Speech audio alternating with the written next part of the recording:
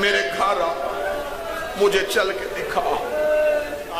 کتنا پیار علی کو بیٹی سے۔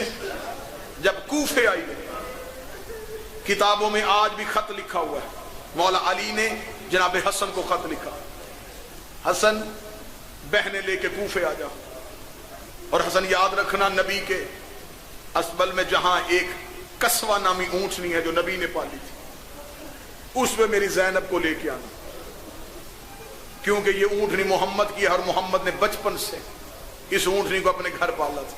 فرمایا قصوہ میں بٹھا کے لانا۔ کوفے کے باہر جا کے علی انتظار میں کھڑے ہو گئے۔ جب بیٹی کا اونٹ آیا نا جی تو امیر المومنین گئے۔ اس دن کتابیں لکھتے ہیں کہ مولا نے کوفے میں اعلان کروایا تھا کہ جس نے کوئی خریداری کرنی ہے وہ پہلے کر لے۔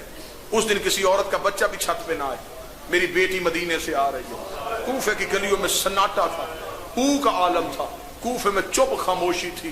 امیر المومنین بڑھے، بی بی کا محمل رکا، محمل کا پردہ اٹھایا، علی کی آواز السلام علیکہ یا اہل بیت النبوہ و معدن الرسالہ، اے خاندان رسالت تجھ پہ علی کا سلام ہو۔ پردے کے اندر سے آواز علیہ کا سلام یا ابی، اور میرا بابا تجھ پہ بیٹی کا سلام ہو۔ علی کی آواز زینب رستے میں کوئی تکلیف تو نہیں ہوئی؟ زینب رو کہتی بابا کیسے تکلیف ہوتی، حسن بھی ساتھ تھا، حسین بھی ساتھ تھا۔ اب میں سطر پڑھنے لگا، علی کی آواز آئی زینب تھوڑا میرے قریب آ، زینب تھوڑا میرے قریب آ۔ زینب کا چہرہ بابے کے سامنے گیا، بی بی نے شرم سے اپنی آنکھیں بند کی ہوئی تھی، بی بی کی آنکھوں کے آگے پردہ تھا۔ علی نے کانپتے ہوئے ہاتھوں سے بی بی کی آنکھوں سے پردہ اٹھایا۔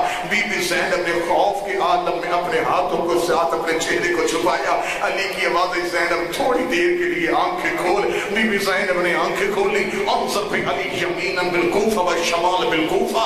علی کہتی علی نے ایک دفعہ کوفے کی گلی کو دائیں سے دیکھا، ایک دفعہ کوفے کی گلی کو بائیں سے دیکھا۔ علی کی آواز زینب اپنا چہرہ عماری سے باہر کر۔ زینب یہ کوفے کا صدر دروازہ ہے، زینب یہ دارالعمارہ ہے، زینب یہ کوفے کی جامع مسجد ہے، زینب یہ کوفہ کی گلیاں ہیں۔ علی کی بیٹی تڑپ کے کہتی بابا حکومت دکھانی ہے حسن کو دکھا، جگیر دکھانی ہے حسین کو دکھا، میں تیری پردہ دار بیٹی ہوں، مجھے گلیاں کیوں دکھا رہا ہے؟ فرمایا زینب شریفوں کو اجڑتے دیر نہیں لگتی، ہو سکتا تجھے تقدیر کوفے لائے۔ یہی 40 ہجری کا رمضان تھا، علی کے دروازے پہ کوفے میں شور ہوا۔ علی دروازے پہ گئے، کوفے کی عورتیں دروازے پہ کھڑی تھی، دروازے پہ کھڑی کوفے کی عورتوں کی آواز یا علی آپ نے کہا تھا کہ رمضان تلاوت قرآن کا مہینہ ہوتا ہے، فرمایا حق ہے۔ یا علی آپ نے کہا تھا کہ رمضان میں ایک قرآن پڑھو، 1000 مہینے کی تلاوت سے افضل ہے، فرمایا حق ہے۔ فرمایا یا علی ہمارے شوہر ہمارے گھر کے مرد مسجد میں تجھ سے قرآن پڑھنے جاتے ہیں، یا علی ہم مسجد میں نہیں آ سکتے، یا علی ہم نے سنا ہے کہ آپ کی بیٹی مدینے سے آئی ہے، اور جو مدینے کی عورتوں کی شادی کوفہ ہوئی ہے وہ بتاتی ہے کہ وہ ہو بہو آپ کی طرح قرآن پڑھتی ہے۔ یا علی ہمیں اجازت ہے ہم تیری بیٹی سے قرآن پڑھیں؟ علی نے اجازت دے دی، کوفے کی عورتیں بی بی زینب سے قرآن پڑھنے آنا شروع ہو گئی، قرآن پڑھتی رہی ہیں۔ کتابیں کہتی ہیں کہ رمضان کی پہلی 10 دن گزرے تھے، یا علی کی بیٹی نے کوفے کی عورتیں زینب کے سامنے قرآن پڑھ رہی تھی، بی بی نے دیکھا کہ کوفے کی عورتوں ایک مرتبہ قرآن سے نظریں اٹھاؤ، قرآن سے نظریں اٹھائیں، فرمایا تھوڑی دیر کے لیے میرا چہرہ دیکھو۔ کوفے کی عورتوں کی نظریں علی کی بیٹی کے چہرے پہ گئی، بی بی نے اپنے سر سے چادر اتاری، اپنے سر کے بال کھولے، کھول کے کہا مجھے اس رنگ میں بھی دیکھ لو، ہو سکتا میں اس رنگ میں تمہارے سامنے آؤں اور تم مجھے پہچان نہ سکو۔ ایک کوفے کی عورت تڑپ کے کھڑی ہوئی، رو کے دی بی بی تو اس رنگ میں کیسے آ سکتی ہے؟ تیرا تو عباس جیسا بھائی ہے۔ فرمایا شریفوں کو اجڑتے بابے نے کہا تھا دیر نہیں لگتی، بس سادات و غیر سادات آ گئی لیلۃ القدر، قدر کی راتیں آ گئیں، بڑی لمبی تفصیلی شہادت۔ قدر کی راتوں میں ہر کوئی اپنے گھر میں عبادت، مسجد میں عبادت۔ علی کی بیٹیاں اپنے سر پہ قرآن رکھ کے قدر کی پہلی رات میں کہہ رہی تھی بے کہ یا اللہ، بے کہ یا اللہ، بے کہ یا اللہ۔ آخری روزہ افطار کیا اس بیٹی کے گھر جس سے بڑا پیار تھا علی کو۔ تفصیلی شہادت نہیں پڑھتا۔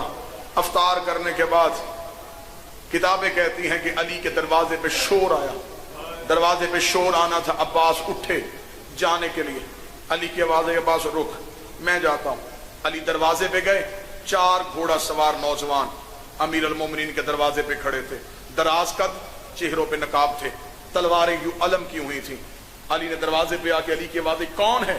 چاروں کے چاروں گھوڑوں سے زمین پہ آئے، علی کے قدموں پہ ہاتھ رکھا، پہلے نے اپنے چہرے سے نقاب اتارا، آواز مولا سلام میں اسود بن نباتا ہوں، دوسرے نے قدموں پہ ہاتھ رکھا، مولا میرا بھی سلام میں عبداللہ ابن عفیف ہوں، تیسرے نے قدموں پہ ہاتھ رکھا، مولا میرا سلام میں حذیفہ یمانی ہوں، چوتھے نے قدموں پہ ہاتھ رکھا، مولا میرا سلام میں ابراہیم ابن مالک اشتر ہوں۔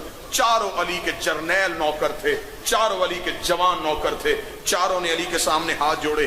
علی نے فرمایا آدھی رات میرے دروازے پہ کیوں آئے ہو؟ دیکھا تھا یا علی منت کرنے آئے ہیں، کوفے کے حالات بہتر نہیں ہیں، یا علی جب سے یہ 40 ہجری کا رمضان شروع ہوا ہے مولا تیرے خطبوں کا رنگ تبدیل ہو گیا ہے، مولا تو نے پچھلا خطبہ دیتے ہوئے پوچھا تھا آج کون سی رمضان ہے، مولا ہم میں سے ایک نے کہا تھا 17 رمضان ہے، تو نے کہا زیادہ دن گزر گئے تھوڑے دن رہ گئے ہیں۔ یا علی آپ سے ایک صحابی نے سوال کیا تھا مولا آپ نے اس رمضان اپنی داڑھی کو خضاب کیوں نہیں کیا؟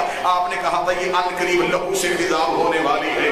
یا علی ہمیں بڑا ڈر لگنا شروع ہو گیا ہے، یا علی کوفے کے حالات تبدیل ہو گئے ہیں، یا علی ہم چاروں نے آج رات ایک جگہ پہ بیٹھ کے قرآن پہ ہاتھ رکھ کے قسم دی ہے ہم تیرا ساتھ نہیں چھوڑیں گے، یا علی ہم تیرے دروازے میں پہرا دیں گے، یا علی آپ نماز پڑھیں گے ہم پہرا دیں گے، آپ گھر میں بیٹھیں گے ہم پہرا دیں گے۔ یہ بولتے رہے علی چپ سنتا رہا، یہ بولتے رہے علی چپ سنتا رہا۔ علی رو کے کہتے آج میرے دروازے میں پہرا کیوں دینا چاہتے ہو؟ یا حذیفہ یمانی آگے بڑھا، اس نے تینوں صحابیوں کو پیچھے کیا، علی کے سامنے ہاتھ جوڑ گیا تھا میں ضعیف بھی ہوں اور میں بات بھی کر سکتا ہوں، یا علی صرف منت ہے آپ ہیں وقت کے امام، یا علی ہم نہیں چاہتے کہ آپ کی بیٹیاں پردیس میں یتیم ہو جائے، یا علی تیری بیٹیاں تیری شاہی دیکھنے کے لیے آئی ہیں۔ علی کی آواز آئی تم چاروں کو خدا جزائے خیر دے، تم نے اپنے وقت کے امام کا خیال رکھا، لیکن میں تمہیں حکمن کہتا ہوں اپنے اپنے گھروں کو واپس چلے جاؤ۔ حذیفہ کہتا جب علی نے حکمن کہہ دیا تھا پھر ہم پہ کھڑے رہنا حرام ہو گیا تھا، ہم اپنے اپنے گھوڑوں پہ بیٹھے، ہم نے کوفے کی گلی سے نکلنا شروع کیا،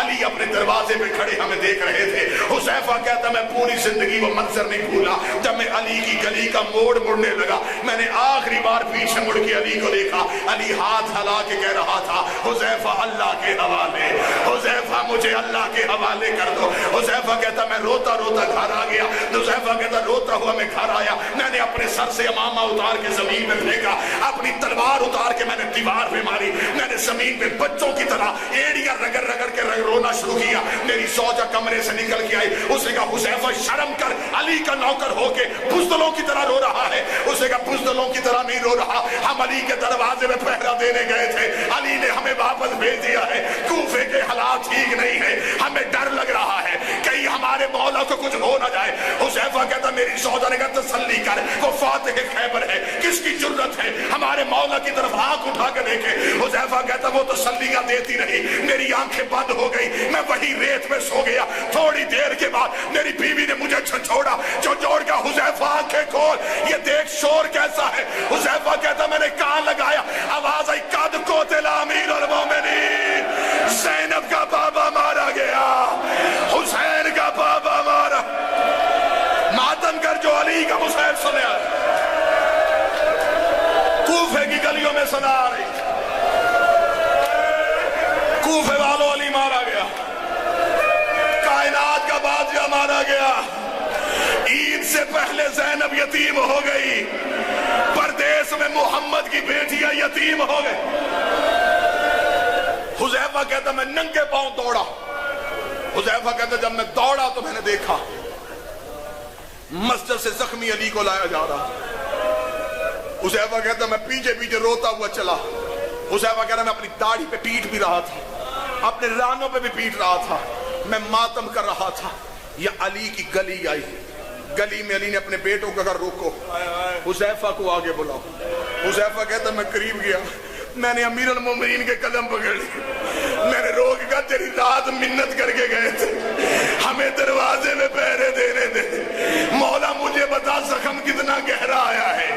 امیر المومنین کی آواز آئی حذیفہ میں نے تجھے اس لیے بلایا ہے، تو پیچھے سے روتا آ رہا ہے میں سنتا آ رہا ہوں، اب آ گیا میرا دروازہ، حذیفہ اپنا رونا بند کر دے، تیری رونے کی آواز میری بیٹی کے کان میں نہ چلی جائے۔ اللہ جانے وہ بندہ شیعہ ہی نہیں جو ماتم نہیں کر سکا۔ یا علی تجھ سے صحابی کی آواز برداشت نہیں ہوتی، شرابیوں کے مجمع میں